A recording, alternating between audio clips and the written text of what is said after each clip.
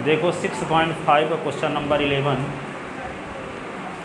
अभी ये बचा है क्या है कि एक हवाई जहाज़ जो है एरोप्लेन हवाई अड्डे से, बंद कर दो इसको,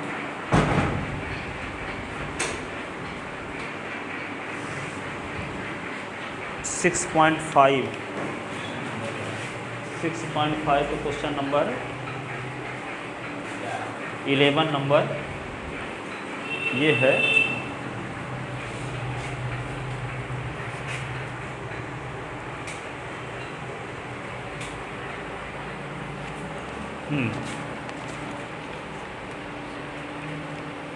हवाई अड्डे से कितने उत्तर की ओर कितने किलोमीटर, किस किलोमीटर की रफ़्तार से उसकी हवाई जहाज़ की रफ़्तार क्या है, और 1000 किलोमीटर पर आवर। यहाँ पे नॉर्थ की ओर, हवाई अड्डे से नॉर्थ की ओर जाता है, ठीक है। इसकी स्पीड कितनी है, 1000 kilometre per our, kilometre per our. ये हो गया नॉर्थ, ठीक है। और दूसरा हवाई जहाज़ उसी हवाई अड्डे से किसकी ओर जाता है, ये वेस्ट, पश्चिम की ओर जाता है, 1200 किलोमीटर प्रति घंटे, 1200 किलोमीटर प्रति घंटे की रफ्तार से, ठीक है। तो 1.5 घंटे बाद दोनों जहाज़ों के बीच की डिस्टेंस कितनी होगी। 1.5 घंटे बाद एक जहाज़ क्या करता है, एक हवाई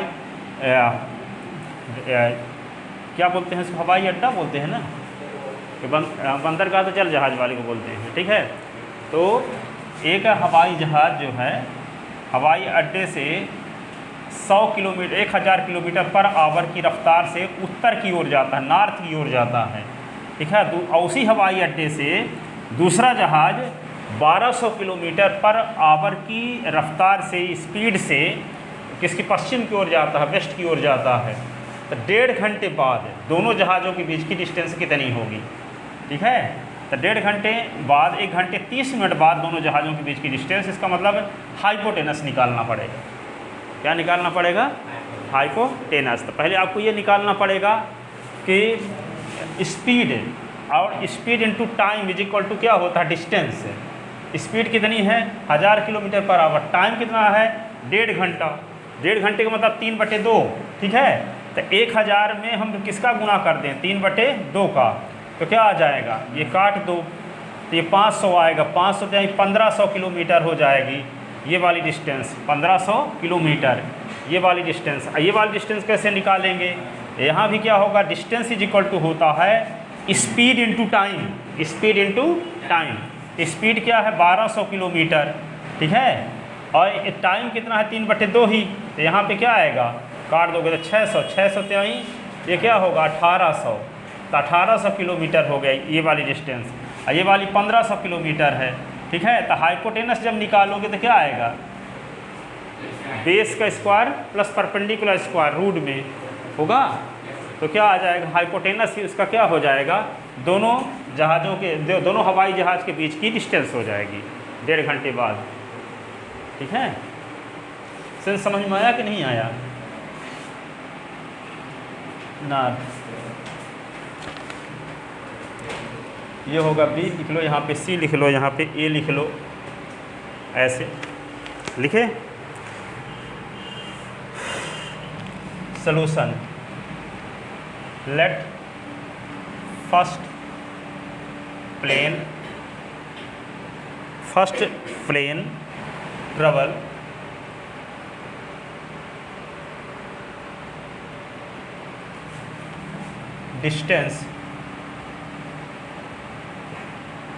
distance BC in the direction of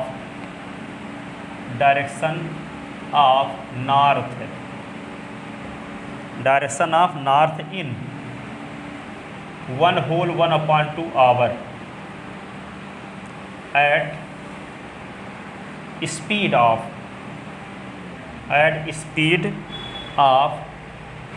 1000 kilometre per hour. 1000 kilometre per hour, ठीक है। और BC is equal to speed into time, यहाँ भी निकालेंगे तो क्या आएगा, BC इज इक्वल टू क्या होगा, स्पीड है 1000, टाइम कितना है 3/2, ये कट गया, ये किलोमीटर हो जाएगा, ये 500, तो BC इज इक्वल टू हो जाएगा 1500 किलोमीटर, ठीक है। द सेकंड प्लेन, ये होगा फर्स्ट प्लेन की पोजीशन, ये हो गया सेकंड प्लेन की पोजीशन। तो let second plane travel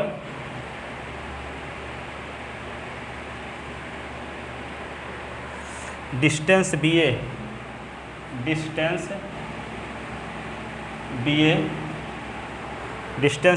in the direction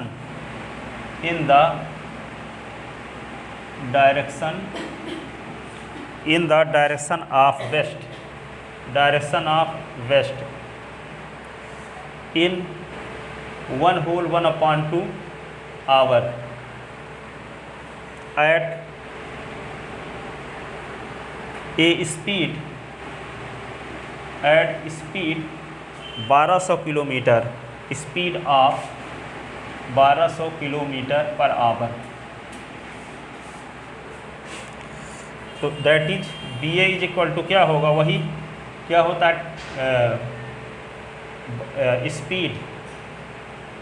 speed into time. तो यहाँ पे BA इज इक्वल टू होगा, स्पीड कितनी है 1200 और टाइम कितना है 3/2, ये काट दोगे तो 623 1800 किलोमीटर, ये आ गया 1800 किलोमीटर।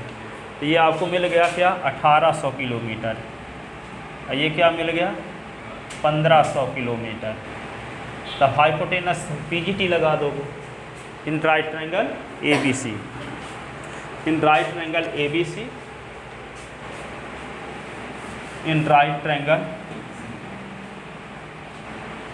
ट्रायंगल ABC क्या होगा, AC का square is equal to AB का स्क्वायर प्लस BC का स्क्वायर बाई PGT,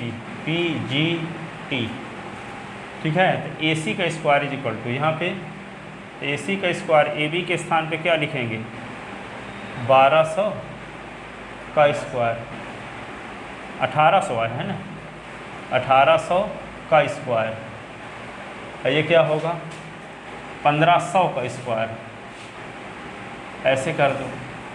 तो AC 18 का स्क्वायर क्या होता है 384, 384 और 480, ठीक है, और 225 और 480, ऐसे AC का स्क्वायर इज इक्वल टू, तो 225 और 384 जोड़ दो, क्या आता है, दोनों को जोड़ो, क्या आता है जोड़ने से 549, ऐसे। तो AC is equal to under root 549 गुणे 1 लिखकर 100 गुणे 100, ऐसे इसका तो पेयर बन जाएगा। इसी को क्या लिख सकते हैं, AC इज इक्वल टू 3 गुणे 61 इंटू ये, अब इसका पेयर बन रहा 3 का बन रहा, ठीक है। तो AC इज इक्वल टू क्या होगा, AC इज इक्वल टू होगा 3 गुणे 100 और रूट 61, तो AC is equal to 300 root 61, ये होगा किलोमीटर।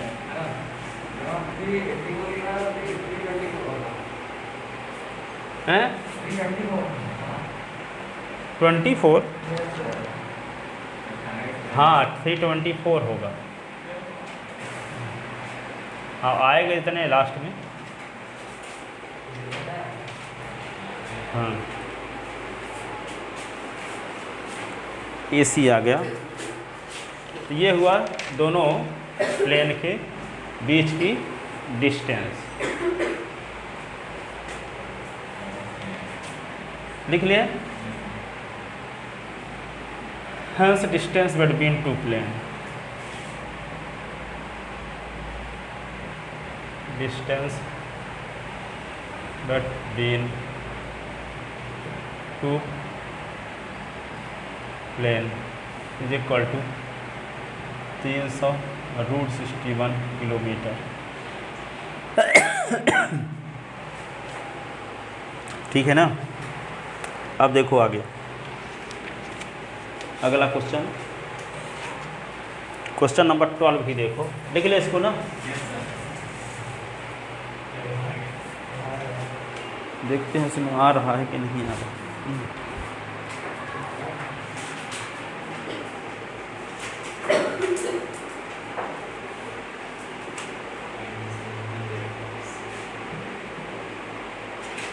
हाँ ठीक है।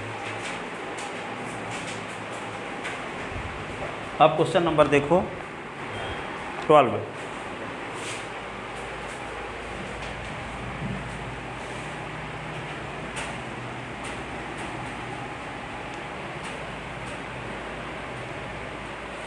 नंबर क्वेश्चन क्या है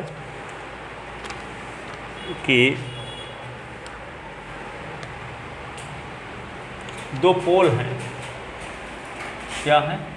दो पोल ऐसे,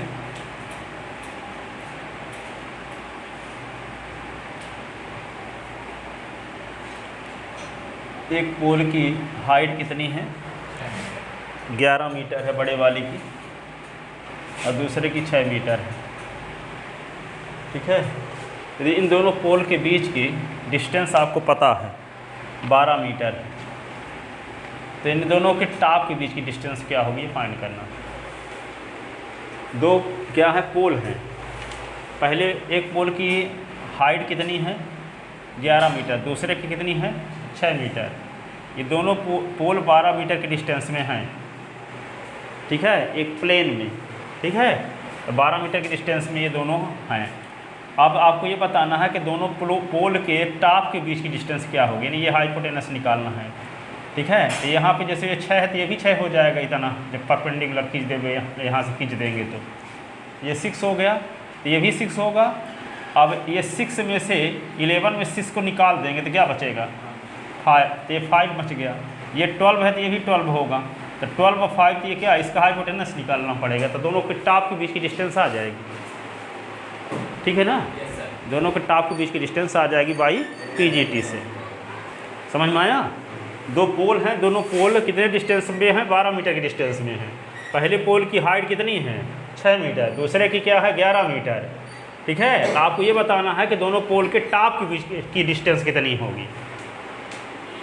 ठीक है, टॉप के बीच की डिस्टेंस कितनी होगी, यहाँ से लेकर के यहाँ तक की डिस्टेंस क्या होगी। एक को पोल को हम मान लेते हैं AB, दूसरे क्या मान लेते हैं?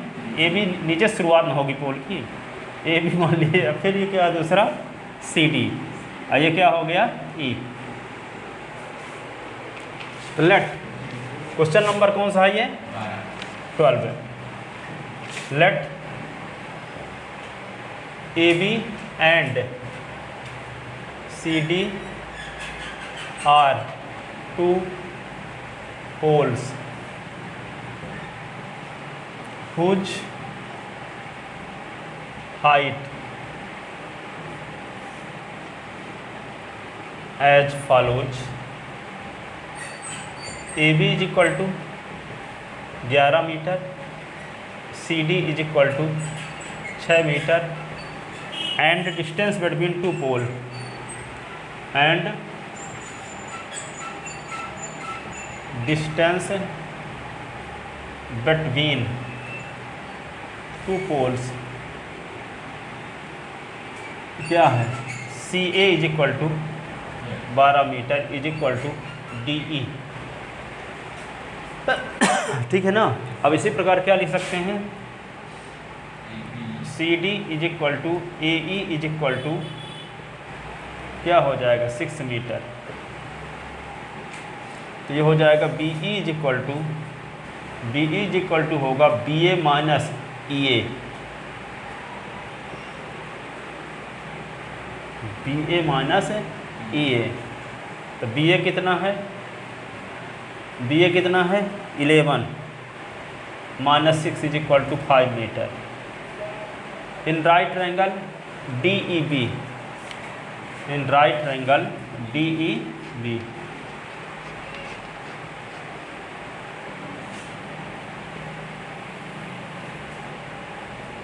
D E B, D E B by P G T क्या होगा, डी बी का square is equal to, D B का square is equal to D E का स्क्वायर प्लस ई बी का स्क्वायर। ठीक है, तो डी बी डी ई तो 12 का स्क्वायर और ई बी 5 का स्क्वायर, 144 25 169 13 का स्क्वायर, तो इज इक्वल टू 13 नहीं 13 का स्क्वायर ना, तो डी बी का स्क्वायर इज इक्वल टू 13 का square, implies D B is equal to होगा 13 मीटर। ठीक है, hence distance between top of two pole,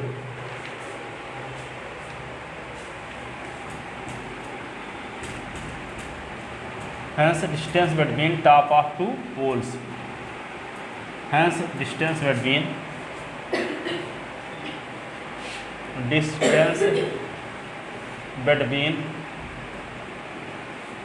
tops of two poles, तो D B is equal to क्या हुआ 13 मीटर। ठीक है, 13 मीटर ये आ गया। लिख ले इसको। अगला क्वेश्चन देखो, एक 17 नंबर क्वेश्चन बचा है। लिख ले, एक नहीं लिख पाया, लिखो जल्दी से।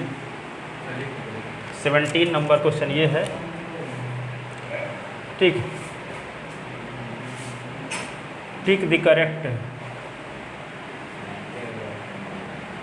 Correct answer and justify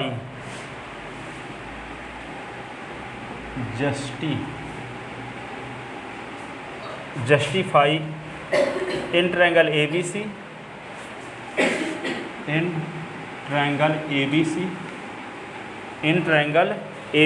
AB is equal to 6 root 3, AC is equal to 12, ये सेंटीमीटर में है, और AC is equal to 12 centimetre, BC is equal to 6 centimetre, BC is equal to 6 centimetre. Then angle B is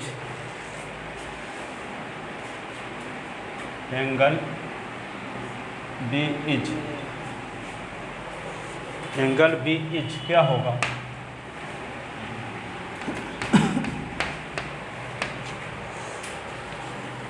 number first 120 degree, number B 60 degree, number C 90 degree, number D क्या हुआ 45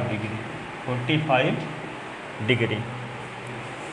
ठीक है, अब देखो यहाँ पे तीनों साइड की लेंथ दी गई है, तो बड़ी साइड का स्क्वायर करो और रिमेंस टू साइड के स्क्वायर का सम करो। यदि बड़ी साइड के स्क्वायर रिमेंस टू साइड के स्क्वायर के सम के इक्वल आ जाता है, तो then by converse of PGT triangle क्या होगा, राइट ट्रायंगल। ठीक है, तो यदि संयोग बस AC हाइपोटेनस है, तो AC के अपोजिट साइड एंगल B क्या होगा 90 डिग्री का। ठीक है, तो यहाँ पे एंगल B क्या कहलाएगा, तो एंगल B 90 डिग्री तभी होगा, तो B को छोड़ दो तो क्या बचता है AC ना, तो AC हाइपोटेनस हो। जैसे मान लो कोई राइट ट्रायंगल है ABC, तो ABC राइट ट्रायंगल बनाओगे ऐसे, और नाम लिख दिया आप यहाँ से ABC।